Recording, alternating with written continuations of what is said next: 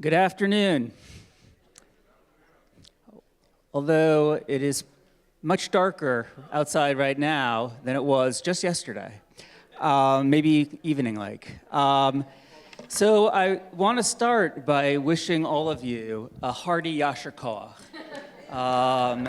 You are the She'erita Pleta. You are still here.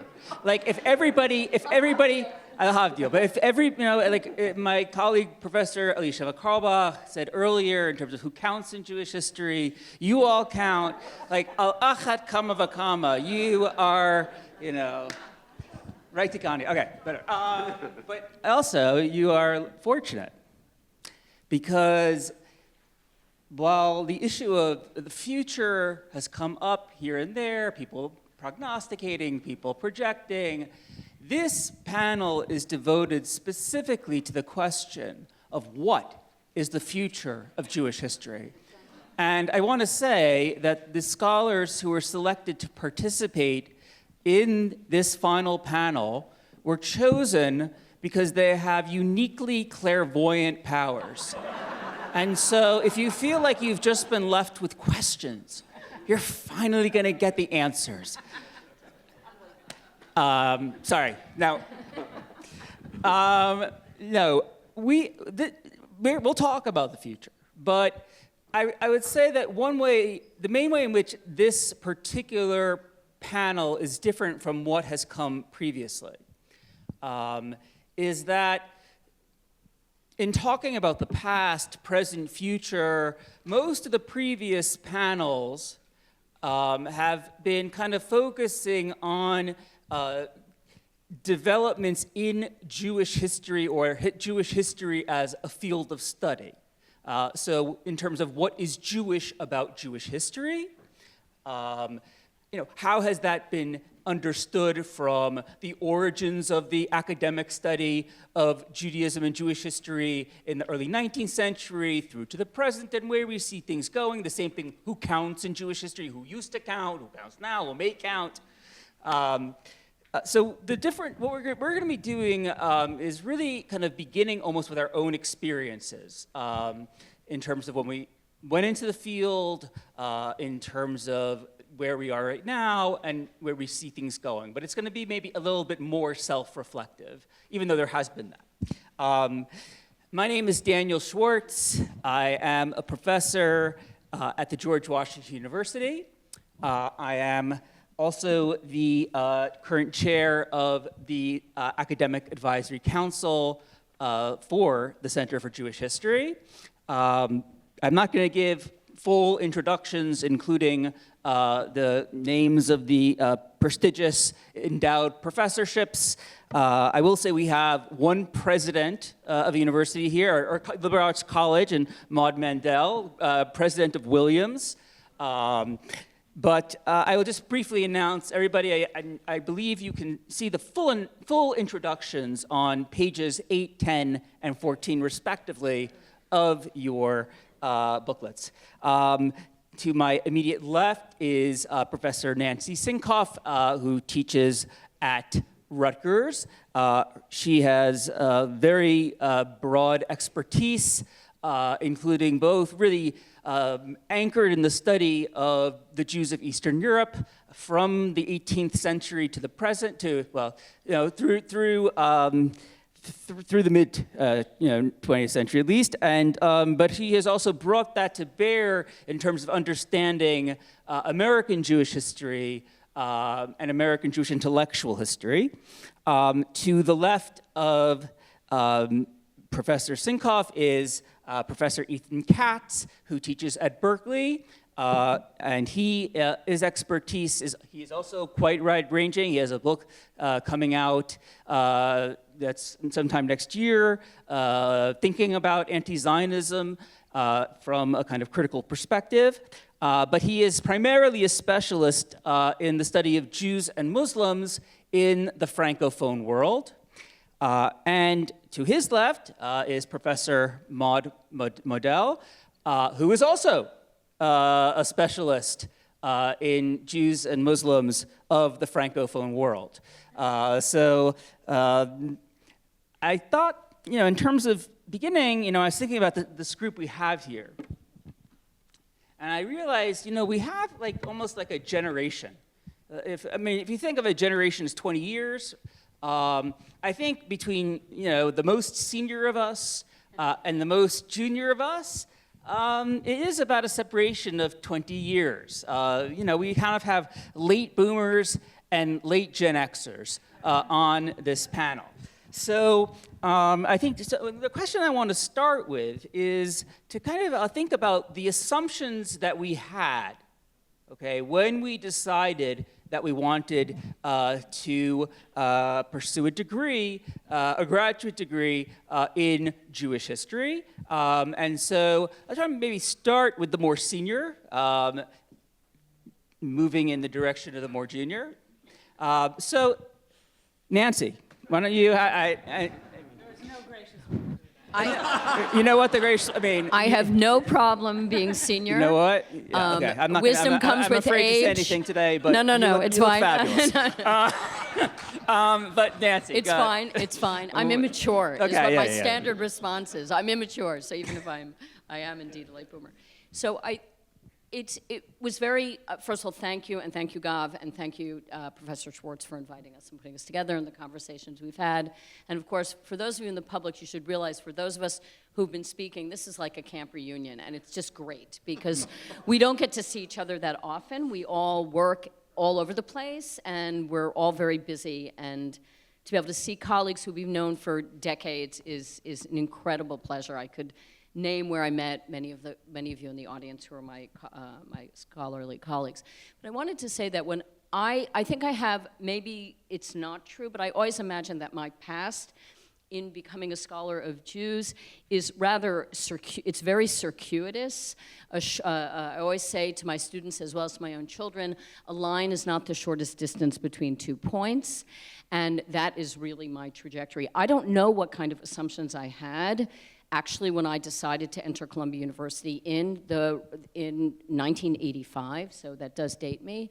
But I did have a feeling, and I think that feeling has not changed, and I think that feeling really does undergird our field, that field of Jewish history. I'm not talking about Jewish studies exactly, but Jewish history, which is some kind of national consciousness with a lowercase n, and a commitment on some level with all its varieties to this thing called Jewish peoplehood.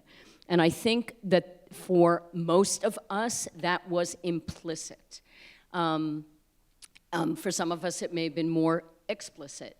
And when I chose to go to Columbia, it's actually a circuitous tale, because I originally was going to go to the Graduate Center, where the late Herbert Gutman, a fantastic labor historian, was teaching, and I actually went to one of his classes, and to this day, I remember the extraordinary assignments he gave.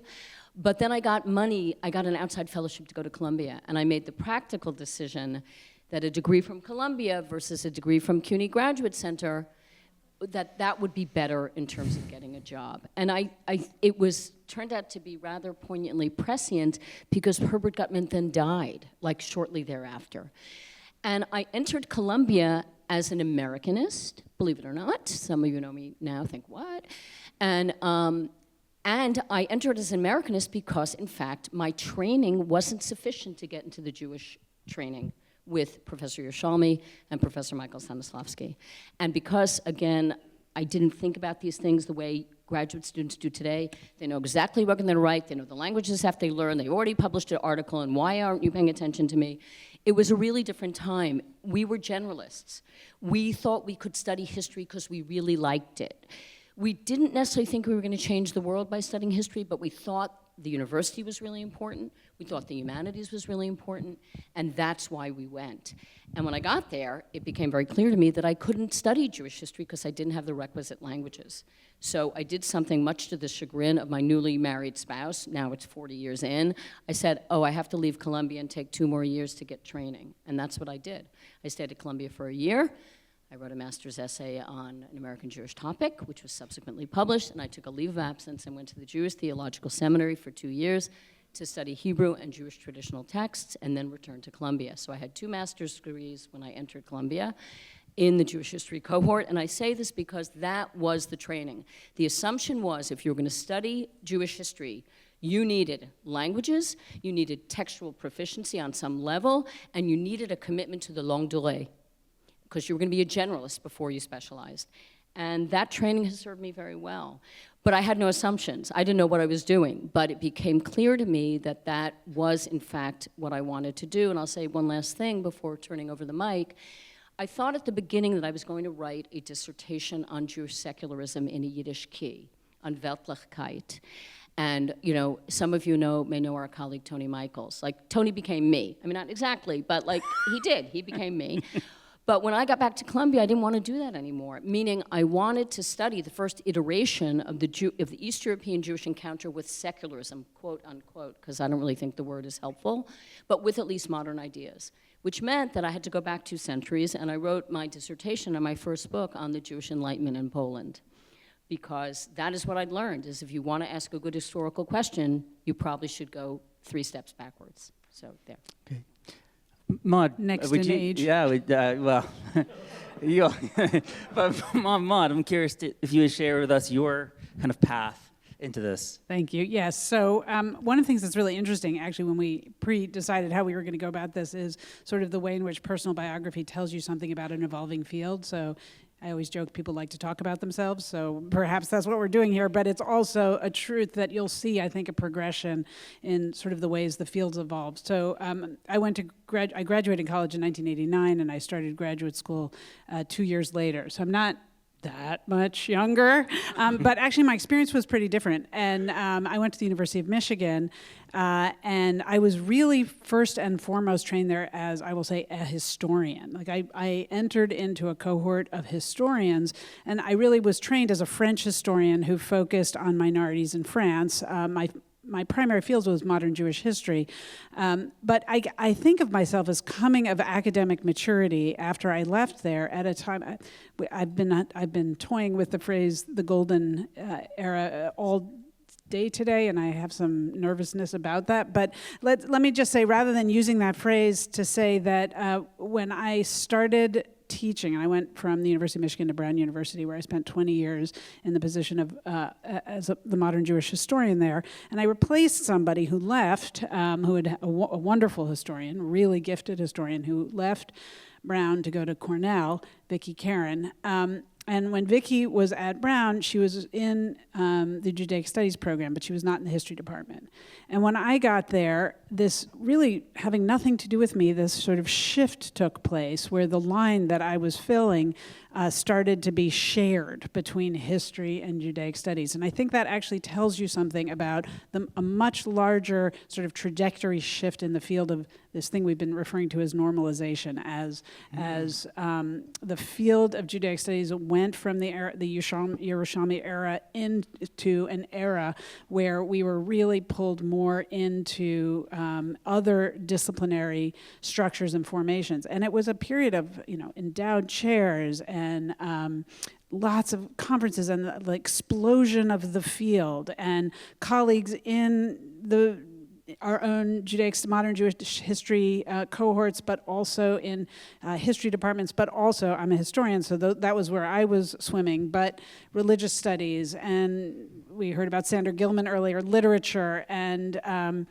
women's and gender studies, and it was really this explosion of inclusive scholarship, I think, that really shaped the moment that I came of age. And I think as we continue to talk about sort of where we are later, one of the questions is that era still here, or where do we go from here? Ethan, we're going to jump ahead a little bit age-wise, but if you would maybe, Ethan also comes from a different world and studied a different program, so yeah. Yeah, although, as many of you know, Maud and I both wrote books on Muslims and Jews in France, and we used to joke that we were alike in every way because we both had done our PhDs at Midwestern large universities, and we both had come partly to study French history. So I think one of the things to connect to something Maud said is, first of all, when I went to graduate school, I knew I wanted to study European history. That's really all I knew. I didn't know what in the heck I wanted to do. It's sort of a miracle I got into a really good program. And so, but one of the reasons I ended up doing Jewish history was that at that time, I think it really felt very plausible to do Jewish history in combination with other fields. So I ended up really specializing in both French history and Jewish history. David Sorkin was at Wisconsin at that time, and the French historians were fantastic, and it turned out to be a wonderful place for me because of that. And it was really a moment. I mean, it sort of looked there through the time that I came on the job market. You know, the first job I got was in modern European history. The same year that I got that job, Lisa Leff got a job in modern European history at American University, right? It was like a moment where it really felt like Jewish history was you know, feeling more included in some ways as a continuation of what you talked about, Maud. I think when I came of age in graduate school, it was a very Whiggish moment, to use a term that historians used to use probably more than we do now. And it was, you know, there was a sense that we were really past worrying about anti-Semitism in a really serious way, that it was really a topic that was relegated to history and that didn't quite fit in Jewish studies, as people have already talked about, and that, you know, there was so much critique of teleology connected both to the Holocaust and the establishment of the State of Israel, and the prevailing assumption was that all the teleologies were completely wrong, connected to those in a way that I think we probably step back from now and ask harder questions about. But it was in this moment where, you know, we were very much still under the kind of what Magda reminds us is to some degree a misunderstanding of Baron in terms of the critique of the lachrymose. I also think it was a transitional moment in terms of how we defined what was Jewish studies and Jewish history, in the sense that, you know, when I was first talking, I still remember, to David Sorkin about my interest, and it took partly because I was tiptoeing into the field, I would say, like, I'm really more interested in Jews in European history than in Jewish history per se, which still felt like kind of not really fully part of Jewish history, because you still had the assumption that you had to learn languages and you had to know about traditional texts, but it was shifting underneath our feet at that time in a way, you know, towards some of the things we talked about earlier in the day, of much more kind of capacious and inclusive notions of what Jewish history and Jewish studies would look like. Great. Well, you know, in terms of my assumptions, I'll start with like really just, you know, tachlis stuff. I thought I would get a job. And well, I thought that because the year that I was applying to different schools with actually different emphases, you know, because I was more like, I'm a European, I'm a Jew, but I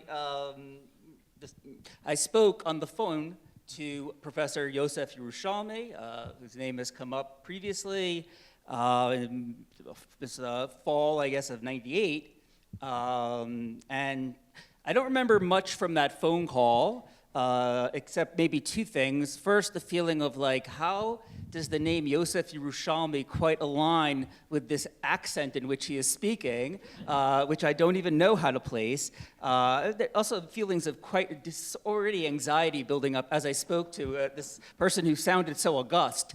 But he also told me that I would get a job. And so I said, well, I guess maybe I'm going to go to Columbia. No, I'm kidding.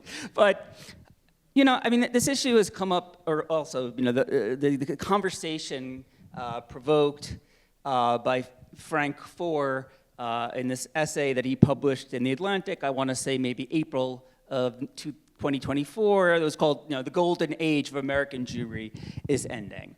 And, you know, golden age arguments it's kind of like a boxer leading with his jaw. You know, you're kind of inviting a critique, right? Because it's always easy to kind of push back against an argument that, you know, I mean, we know all sorts of problems with golden age arguments. First of all, no one typically thinks they're living in a golden age, right? We kind of think of something as a golden age only in retrospect. There is nostalgia that's woven into it. It simplifies, you know, more complex realities. We imagine ourselves as happier than we were. So with all that, you know, with all that said, I did find some of the extreme pushback, it almost felt for me kind of like a little bit of gaslighting, and to use a contemporary term.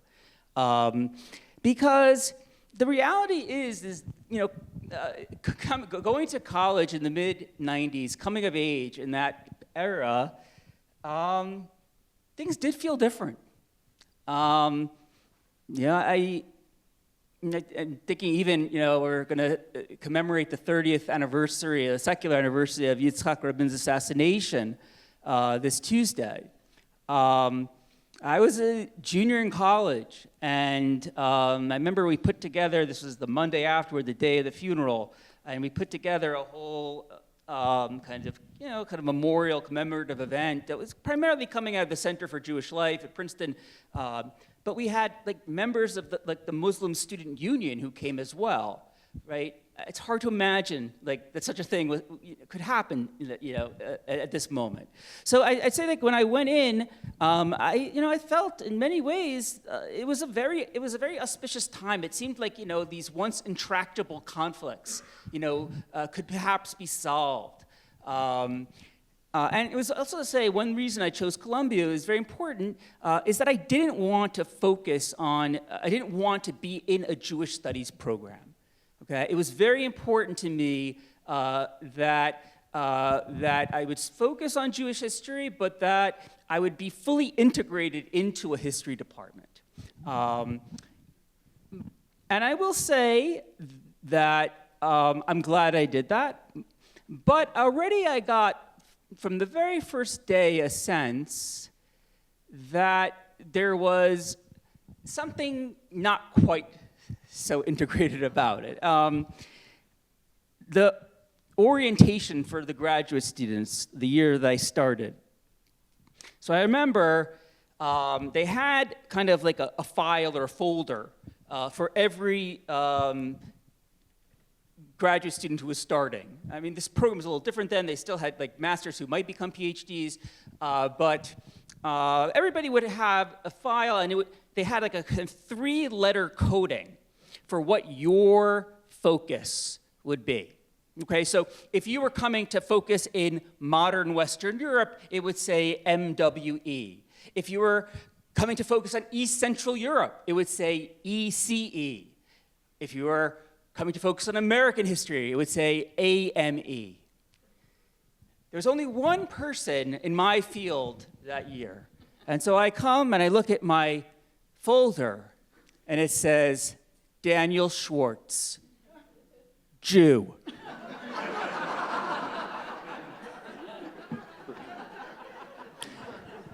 Now, I have to say, it was a little jarring. I mean, I had never really encountered any kind of bureaucratic labeling of me in those 3 letters, Jew.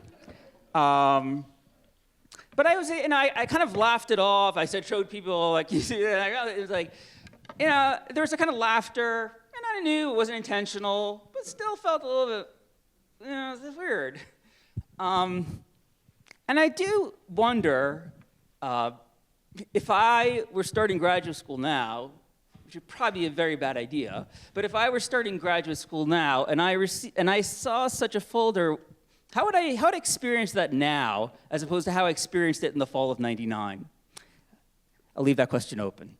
So I thought, we now kind of shift to thinking about, we came in with these assumptions, and now most of us are a decade and a half, 2 decades, 3 decades into our careers, maybe. So where do we, how have our assumptions changed in that time?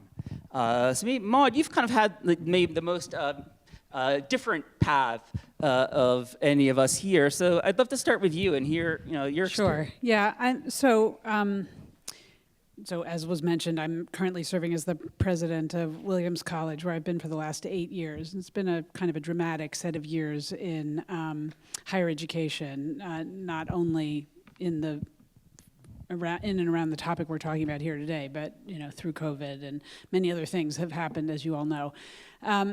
I want to say first and foremost, though, that there are not very many scholars of modern Jewish history who are presidents of major colleges and universities. So that was it was kind of a big deal to the field when the news was announced that I was taking this position. Obviously, Brandeis is an exception. Maybe there are others I don't know of, but it wasn't. And at some level, sort of building on what I was talking about and what Ethan was talking about, at some level, it was sort of the ultimate sort of symbol of normalization, right? Like to have somebody not of an identity, but of an actual of the field to say this is a serious area of scholarship and it's being recognized in a serious leadership position. So I don't, back to the golden age point, I don't want to dramatically suggest actually that so much has shifted. What I think of these evolutions as, these institutions as ever evolving. And we are very much influenced by the outside world, of course, by intellectual fashion, by political moments, by international politics, by so many things.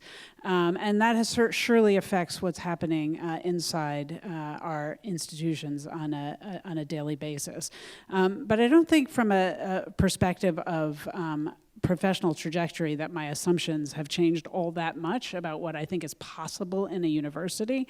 I think, and I would say this, and this will undoubtedly abridge to when we talk about the future later, I think the thing that is so extraordinarily essential for us right now is really something that David said at the beginning, and it will bring our day full circle, which is that for Jewish studies to thrive, for new graduate students to come into the field and feel a sense that there is possibility and growth, higher education has to thrive. And right now, my view is that the challenges and pressures on higher education are significant enough that is my day job. That is really what I am worrying about, even as I worry sort of subsequently and within that what is happening to particular fields in the humanities and in the broader research infrastructure. So that's, if I think of shifting assumptions, my assumptions are really focused at the level of higher education writ large. Okay. Ethan, I guess you've been teaching for, 15 years now, roughly, and you started, you were at Wisconsin, you went to Cincinnati, and now you've been at Berkeley for many years. So I'm curious to hear what your trajectory has been since, you started graduate school so many years ago. Yeah, sure. And I've partly, I think, my shifting roles reflect my shifting feelings and assumptions about the field. So, I mean, one thing I didn't say about sort of what seemed relatively obvious and stable when I started was that I think that relatively speaking, I mean, in the first panel, people spoke about an identitarian and a sort of scientific impulse in the establishment of Jewish studies. But I think that when I came of age, while there were various events that involved the wider Jewish public, I think that it was a very kind of deeply held assumption that there was a pretty strong wall between academic Jewish studies and the wider Jewish community, and that was a wall that was really about the integrity of what we do in the academy and the seriousness of what we do. And that made more or less sense to me. I have come to question that significantly, and a lot of the work that I've done for the last 6 years has been to partly try to engage a wider public broadly, specifically to engage the Jewish community, specifically to engage Jewish and other groups of students on campus through sort of two major programs that I helped to start and build. One of them, the Anti-Semitism Education Initiative at Berkeley, which now has its own full-time staff and has created a number of resources and continues to create resources and supports a number of other campuses as well. And more recently, something called the Berkeley Bridging Fellowship, which I worked on building post-October 7th, worked closely with my Muslim colleague, who is very, very courageous and very committed, and with two pretty remarkable facilitators, one Jewish, one Muslim, and those are programs that, at some level really took me outside of a lot of the traditional academic work that we do. It's taken enormous amounts of my time and energy. Why am I still finishing my second book? I don't teach as many courses as I used to in those roles, and at the same time, I feel like those things have been some of the most worthwhile things that I have done, and they are partly animated by the assumption that, in some ways related to the crisis that Maud alluded to, I would say to a constellation of crises that precede but very much include the current assault on higher ed from the federal government, is partly a sense that we cannot afford any longer to wall ourselves off or to think that we are just speaking to each other primarily inside the cloistered academy. It's also a sense that, and so I'll say that in two different ways. One is we are in a crisis in terms of the threat of losing our public, broadly speaking, as humanities and social science academics, because we seem too cloistered, we seem too disconnected, we don't work hard enough to speak to a wider public. I think this is a huge problem, and I think a micro example of it is in Jewish studies. But I also think we're being asked for that help. We're being asked by, I just did a scholar in residence weekend in Teaneck, New Jersey, over Shabbat, and I'm sure there are people in our field who would say, well, you went in there and you probably had to, what were you talking about? I'm sure you watered everything down, or you told people what they wanted to hear. I definitely didn't tell everybody what they wanted to hear. And I went there because my colleague asked me and said, I really need you to help my community figure out how to talk about the hardest issues right now connected to things I'm working on in Israel and Palestine and Zionism and anti-Zionism. And I think that our public needs that from us dramatically, and our students who are struggling with these issues need that from us. And so that's probably the biggest shift for me. I'll mention one other, which is connected to this. I wasn't classically trained in Jewish sources. I had to train myself a lot, and I, was really quite happy that Jewish studies was expanding and modern Jewish studies could include people doing lots of things outside of classical sources when I was coming of age. But I became more and more convinced over time that people really need these fundaments in order to do whatever you're going to do next. And so there's a book that I did that came out last year on basically thinking across the academy and the world of the Beit Midrash, the traditional study house, and that really is shaped by my kind of insistence now that my students need to get a certain kind of training in fundamentals, in some ways much more similar to what was the assumption at Columbia than when I was coming of age. So that also, though, is a way of thinking, I think, across sort of what we do in the academy and a wider Jewish public. Before we move on to Nancy, I just want to say this is a great time, if you have your index cards and you have questions, to begin writing them down, and people will come around to collect them. Nancy. So, in 1998, I feel like in 1998, I was asked to give a talk as a newly minted PhD, or then as a postdoc at NYU, to the National Council of the National Foundation of Jewish Culture, which no longer exists, but it was part actually of the so-called golden age, right? This efflorescence of certain kinds of secular, quote unquote, institutions to foster Jewish culture. And I gave a talk, and I was really adamant, and you jogged my memory a little bit more, Ethan, with this, that about the wall, if you will, between so-called Wissenschaft des Judentums and public, Jewish communal work. And I argued there very forcefully that Jewish history should be part of the Western curriculum at any good university, that there shouldn't be special pleading, that it wouldn't, and it was called, my talk was called Against Parochialism.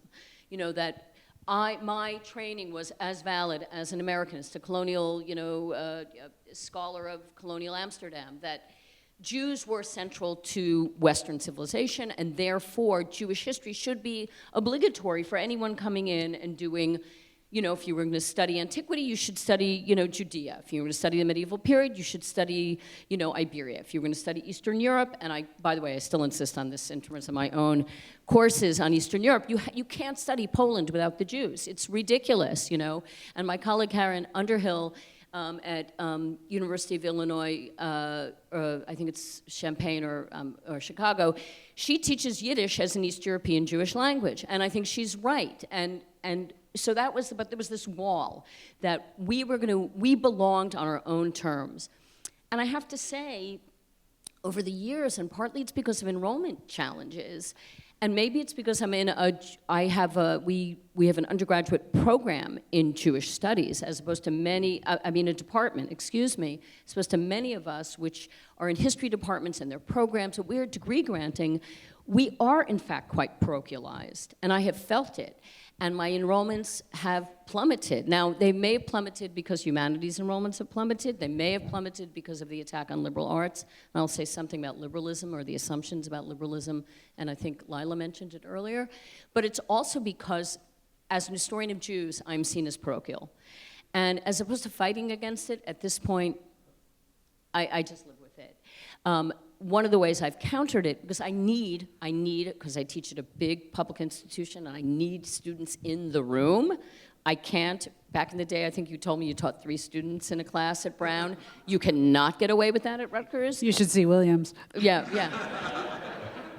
I mean, you know, I have to have at least 10, 12, that's it, otherwise it will be canceled.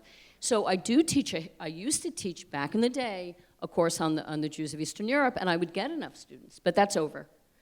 And now I teach a course, I call it, and I'm trading on it. I call it Between Nazism and Communism. And after the ad dropped, they realize, well, they see the syllabus, but I start in the 16th century. And they're like, what? Why? And I say, well, you cannot explain. When Vladimir Putin invaded Ukraine and called the Ukrainians neo-Nazis, you have to understand something about Imperial Russia and about Polish lands and Ukrainian lands. Anyway, so that's how I get around it, and I do get students in the classroom. And I do not think you cannot teach Eastern Europe without Jews. It's just, Russia, 1772 plus, but the early modern period. So I've sort of assumed my parochialism now. And I live with it. The other piece that hasn't really come up, although again Lila mentioned it, was this assumption about liberalism or civic identity. And I think when we go back to Wissenschaft des Judentums in the 1820s, all of the writing of Jewish history, all of it, as I said, I think it's inflected with national consciousness, even if I want to say something about the great scholarship produced in Germany today and the great scholarship produced in Poland today by Gentile scholars, extraordinary, partly because they have languages, extraordinary. But they too are working out something about their national identities, right? It doesn't have to be a Jewish national identity. It has to do very much the way a talented, gifted, let's think of Eric Foner, white American is going to write great history about African Americans in the United States, because you can't write a national history about the United States without a commitment to the diversity of the American experience. And that's the same thing true of a Polish scholar and of a German scholar, and arguably Spanish scholars when we get more people there doing this kind of work. But I want to say something about liberalism and civic engagement. I think that from the get-go, there has been the hope, aspiration, and assumption that the university, I think Jim Leffler also mentioned it, was a space for Jewish integration. And it was, I don't really like this word, but I'm losing it right now, a safe space, that Jews could be integrated, that Jews could be safe, that the university was a place for toleration and discourse, that it was a place where they could prove their citizenship, which, by the way, is what happened in the 1820s. And we see this throughout the 19th century in the Habsburg world, in Habsburg Galicia, and then we see it in interwar Poland, and we see it with Dubnov. That is, if the Jews can prove the validity of their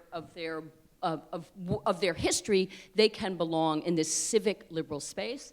And I think what we're grappling with today is that crisis. You know, the crisis of this thing called liberalism, the L word. And that's part of postmodernist studies, post-colonialism, and a reinvigoration of an activist agenda. And I think that's deeply problematic.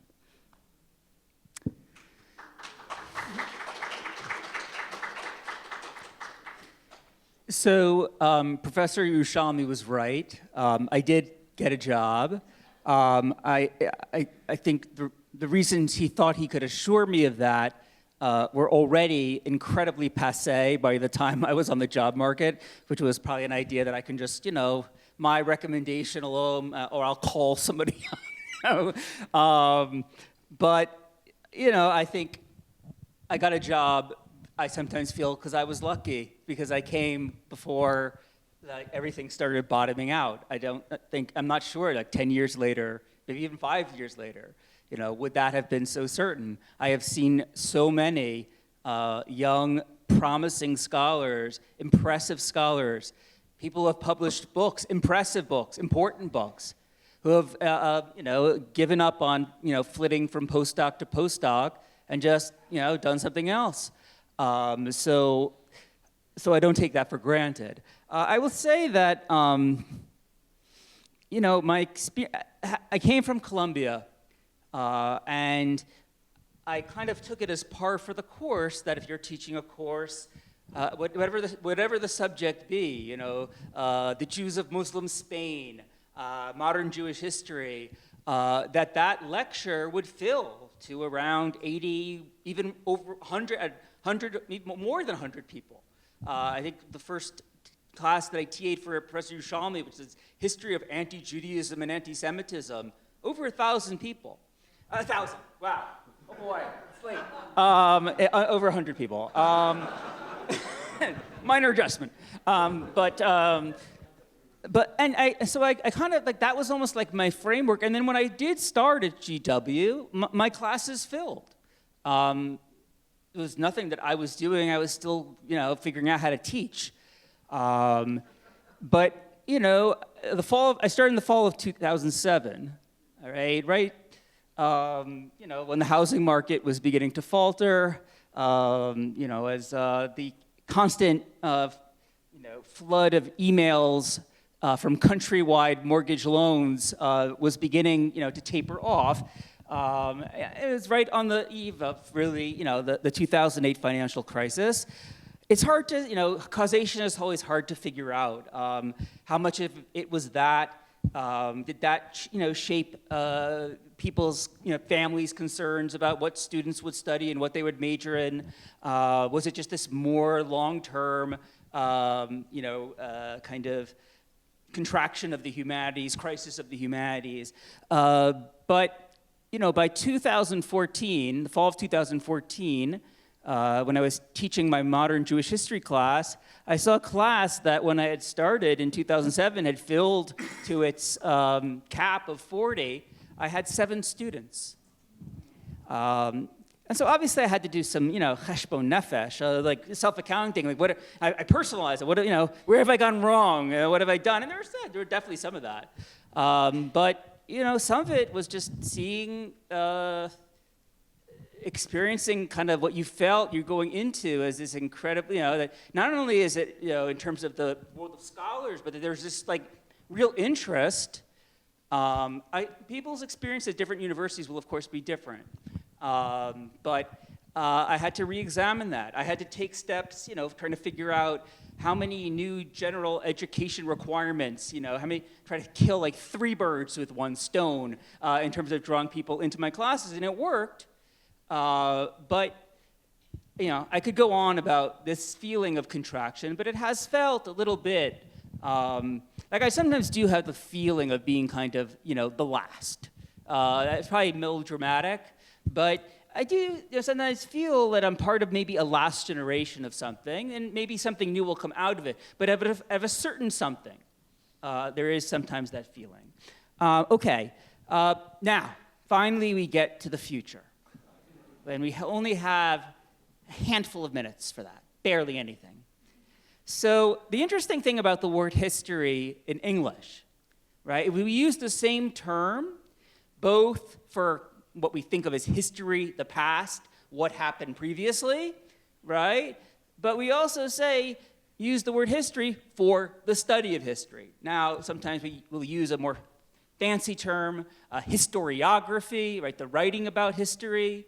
But that term history really it contains both.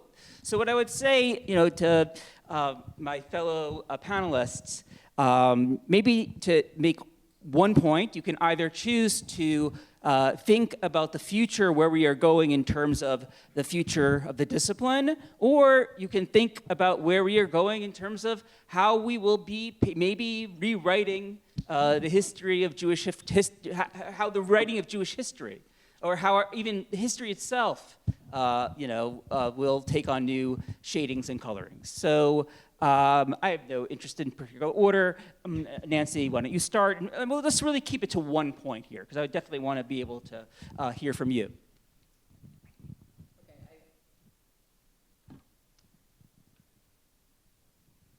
As I said, we're going to like keep quoting David Myers, congenital pessimist or congenital optimist and situational pessimist. I am a little bit leaning on the situational pessimism. I'm looking at what's going on the attack on higher ed. Oh my goodness, and the contraction of my own history department, the number of students doing honors, everything you know about epistemology, how students are learning things, the proliferation of anti-social medias, the way people get their news, all that stuff is an AI. I mean, so I want to speak to that is a real crisis, and how we're all going to teach going forward. I already will shift. No more take-home work for undergrads. I'm doing it all in the classroom. A very close reading of primary sources. So I feel like there's a retrenchment. So that's one thing. And then I'm going to just jump to the other topic. I will say something that just the way you framed it, Dan, made me think about this. In my newest work, I realized that in order for anyone to pay attention to it beyond my people, who are the East Europeanists, who I love and they love me, if I want some other people to think about it, maybe, I wanted to begin to engage some of the questions that seem so current in our contemporary life, which is race, colonialism, imperialism, which I really didn't do before. So I'm doing it my way, which is I'm working on a Yiddish travelogue to South Africa in 1938. Because it lets me ask all those questions that I think my colleagues writ large care about. And I hope I'm going to undermine their assumptions about what Jews are and do, or the role of the Yiddish language, or all these other things. But I'm thinking about you guys did a book on this back in the day. And so it's an effort, it's an effort to do the way I was trained, the way I want to do that I was trained, but at least to say to the world of historians, Jewish history still has something to say about these questions. Will it be read? I have no idea. I am feeling pessimistic in general about university life. I am. Not about students. The students are great. I have colleagues who are great. But just the future of what this thing called the liberal academy is going to look like. I can't lie. Cool. Let me keep it brief.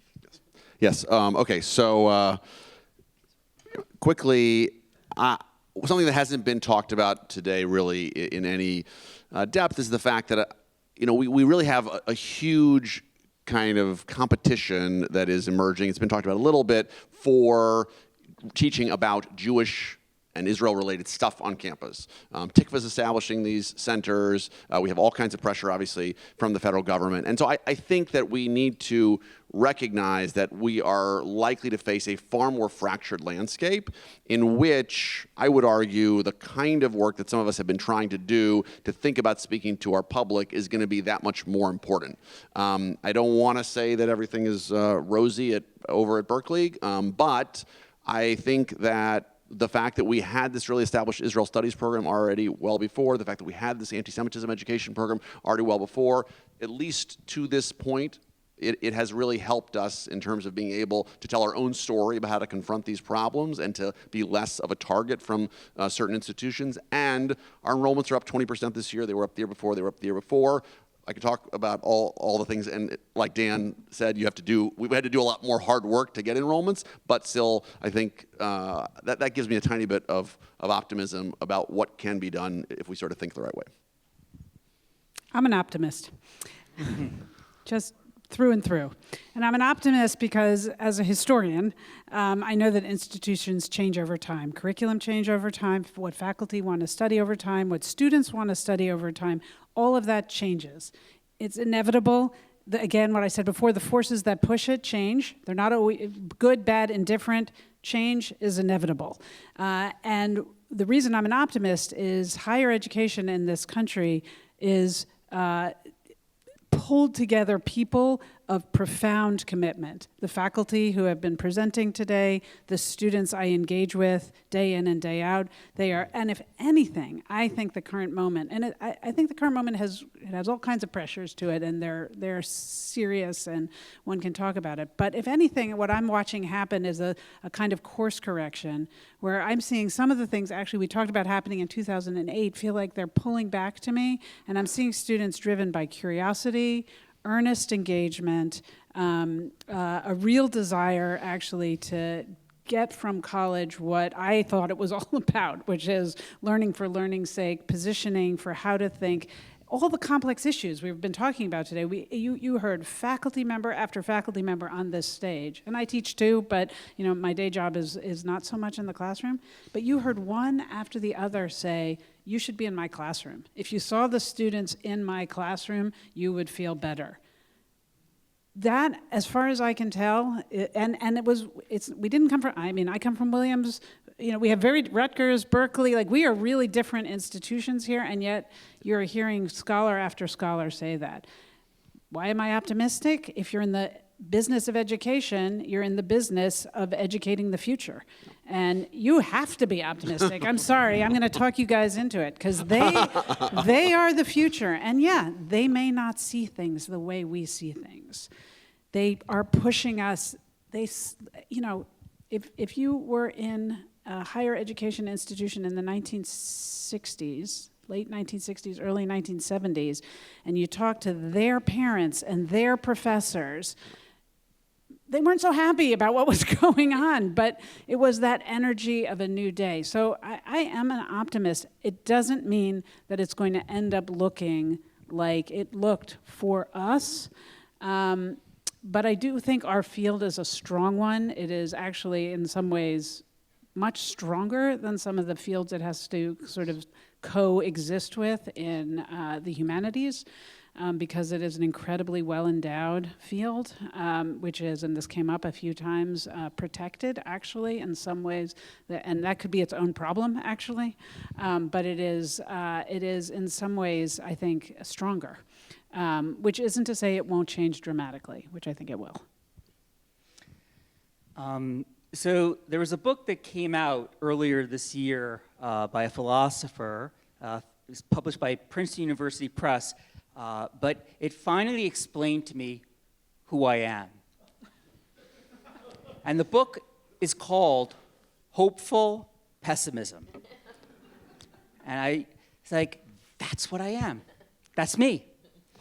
And it helped me understand my own mentality, my own outlook, helped me understand, I related to it as being a lifelong Mets fan. I said, there's something about hopeful pessimism that so perfectly describes the way a Met fan looks at the world. But, I'm the kind of, I have Eliezer Yudkowsky's a book, if anyone builds it, we will all die, about the creation of artificial superintelligence.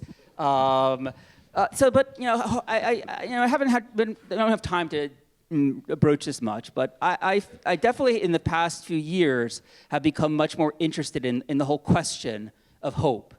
There's a lot that's been written about it, but what does it mean to be hopeful when, you generally think things aren't going to turn out well? I'll just say one thing in terms of, changes in Jewish history, just from a demographic standpoint, looking forward. And it hasn't been mentioned today, and I think it's quite striking, but, within anywhere from maybe the next 15, 20 years, 25 years, we will have a situation, again, barring apocalypse or barring some major change, where a majority of the Jewish people in the world, an absolute majority of the Jewish people in the world, will live in a Jewish state, or in a state that understands itself as a Jewish state. Now, they'll live in the state of Israel. And that is a tremendous sea change. I mean, so much of the story of Jewish history, right, has been a story of a kind of diasporic existence, and understanding that diaspora quality. And to have a situation where, now I would say probably a plurality, and eventually an absolute majority. I mean, this is something that probably hasn't existed, since before the Babylonian exile, before maybe there even was like a Judaism. So I think, to see what happens with that, I think that it's already coloring things, and to see, how that plays out going forward will also be important. Okay, briefly, a lot of different questions. I'm going to start, in terms of this crisis in the humanities, what did we do wrong and what can we do right? Ethan, why don't we start with you? Yeah, well, there's a lot that could be said about what we did wrong. I think that one of the things that has happened is that we've had sort of a whole mix of standards about the relationship between politics and what's going on in the academy, right? And so we've let certain fields become terribly politicized while policing other fields and saying they can't be political at all.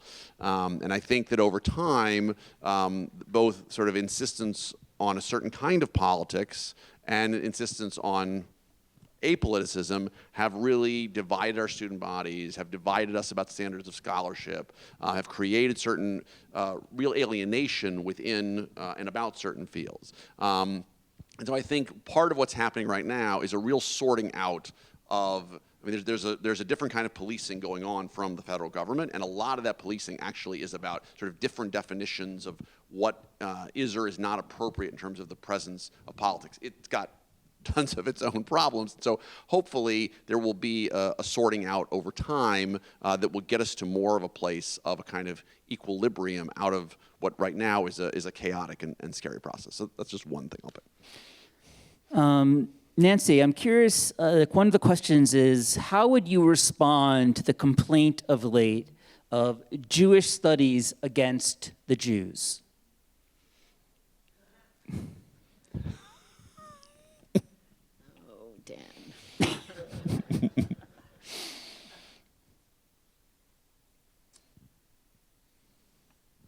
You have 40 seconds. I think, that is a very specific question to the response of Jewish Studies as the Organization of Jewish Studies, the AJ, the Association of Jewish Studies, to October 7th. And oh my goodness, I think that it's been very tricky to negotiate civil discourse with colleagues who are in Jewish studies who feel strongly that their role is to be activist anti-Zionists on campus with students and writing op-eds about what's the word I want to use? The singular problematics of the modern state of Israel.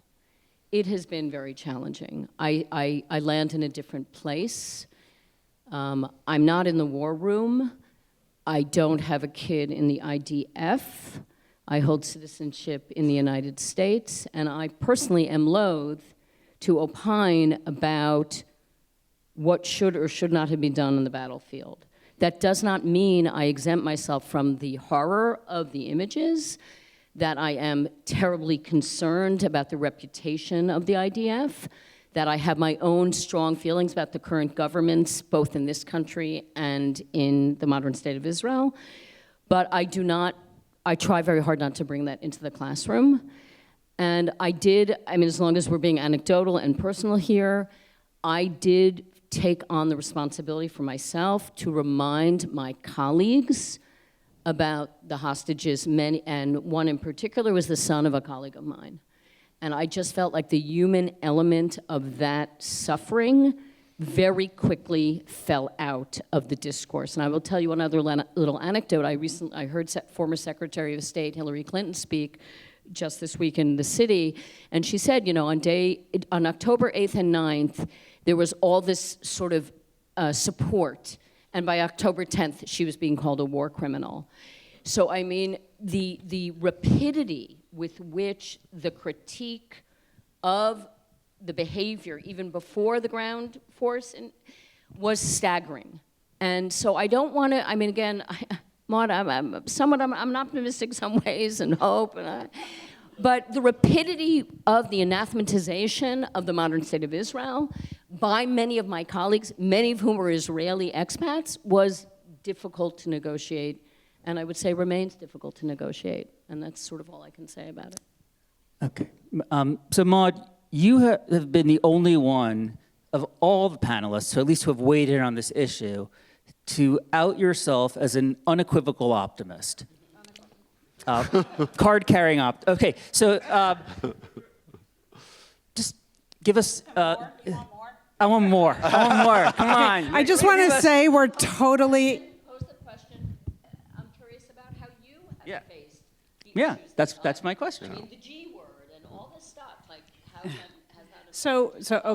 Wow. Okay, so I just want to notice we're like 55 seconds over time. So I Oh, just, and this is a long one. You're right. It's going to go up. I would say that small liberal arts colleges really operated in a really different environment than some of the big universities, particularly small liberal arts colleges that were far away from other places. So the landscape of my own institution is, obviously gone through it all.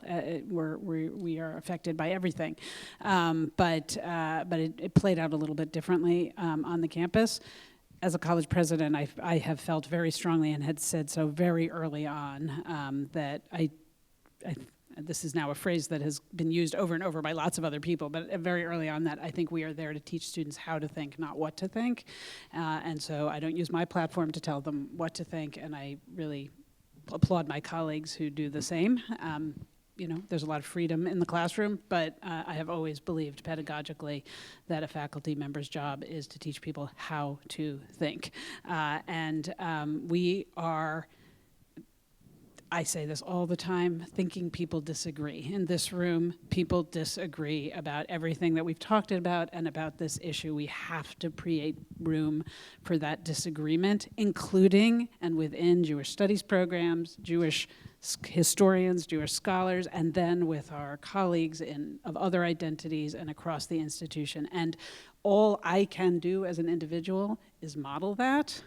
And that's what I try to do. I think our institutions should be aspirationally committed to open-mindedness, free inquiry, institutional autonomy.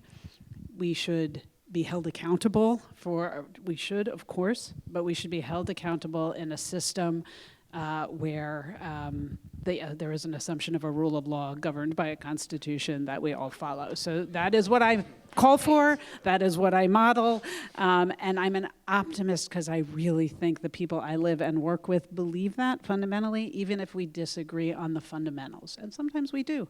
Sometimes we disagree on the fundamentals. I'm sure some of you disagree with me on some fundamentally important thing. That's okay. And that's what we try to teach our students. So how did I do? And now we're 3 minutes in. Great. I just want to, because this is closing the event, I just want to say, a couple of days ago, a reporter wanted to ask some questions about this event. And the first question is a little bit aggressive. It's kind of like, how do you scholars plan, right, on communicating outside of your kind of scholarly world to a broader public? Which felt a little bit aggressive. And of course, there is some dimension of that. Like, I remember, the first class I ever taught as a standalone class. I put so much work into it. I thought about it. Right? And then at the end of the class, one student came up to me and said, like, Professor Schwartz, like, what does the word lachrymose mean? Okay, but I hope that, first of all, not only did you feel that first of all, this is what we do, okay? I mean, like we talk in synagogues, we give public talks, many places. We teach, okay? And we teach students who, often we have classes where most people are taking our classes are not Jewish, Okay, so that is something that we have to do. And I just want to say one more thing about all the scholars here who spoke today. They have different views. They come from different places. They teach in universities. We don't necessarily see we definitely don't see things the same way. Okay, but I think one thing that came through in every single panel is that there is an existential dimension of this for us. We are all kind of grappling with big questions that we feel implicated in. And so I hope that to see thus, the idea of the kind of the Casaubon, right, the dry scholar, that is not, okay, the way I think anybody here feels about the work that we do. So thank you again. Thank you to Gav, and we're thankful to the Center for Jewish History.